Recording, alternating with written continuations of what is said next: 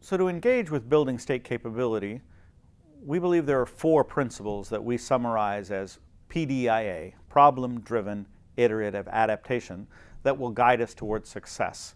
We believe that rather than institutions building success, we believe success builds institutions. That is, we believe that organizations are going to build their capability for implementing policy by defining problems, discovering the practices that work to solve those problems, and then embedding and incorporating those practices as their new way of doing business inside the organization. So what are the 4 principles? The first is problem-driven, that you should start with a measurable, concrete problem around which you have energy and motivation to solve. This second is that we need to authorize positive deviation. There needs to be some way of identifying the agents who are going to be allowed to do what it takes to solve the problem. That's going to involve both political and organizational authorization for people to do things differently. So it's what we call positive deviation.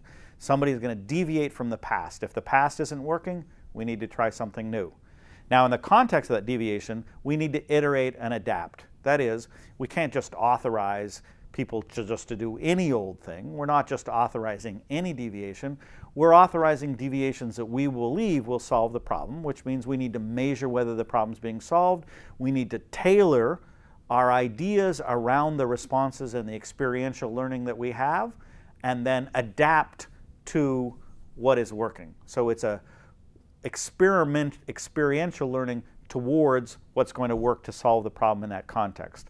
The final step is how we believe that scales up to organizational practices, and we believe practices scale through diffusion. That is, practices get adopted when people believe that those practices are a superior way of getting done what the organization is trying to do. Now, it may seem that problem-driven iterative adaptation is common sense. Well, our response is, if it were so sensible, it ought to be more common, but in fact it's not very common. In every respect, often how governments and development agencies supporting governments behave is the exact opposite of problem-driven iterative adaptation. Rather than being problem-driven, things are often solution-driven. Rather than saying, here's the concrete problem we're going to solve, people look in the world and say, they have a solution, we're going to adopt the solution that other people have, rather than that we're going to search for solutions to our problem. Rather than their authorizing positive deviation, often attempts to constrain the action of agents. They believe that the solution is agents who are more narrowly following a script. Sometimes that will work, like for logistical functions, but for implementation-intensive things, it's not going to work. Third, oftentimes the action needs to be scripted in advance. So rather than saying, we're going to try out things and see what works, a lot of times we over-design a solution and then hold agents strictly responsible to not iterate and adapt, but rather be in compliance mode and simply follow the dictates from above.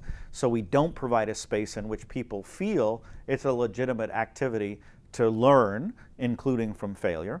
Finally, rather than scaling through diffusion, a lot of the ideas about how we're going to get better performance out of agents and organizations is that some narrow elite we is going to learn, and we're going to dictate to them what they do. So rather than scaling through diffusion, we're scaling through vertical command and control. So our approach is, in fact, in almost every respect, the polar opposite of the approach that has led us into the big stuck. And we hope the PDIA approach is a way of kicking loose a dynamic that can build capability.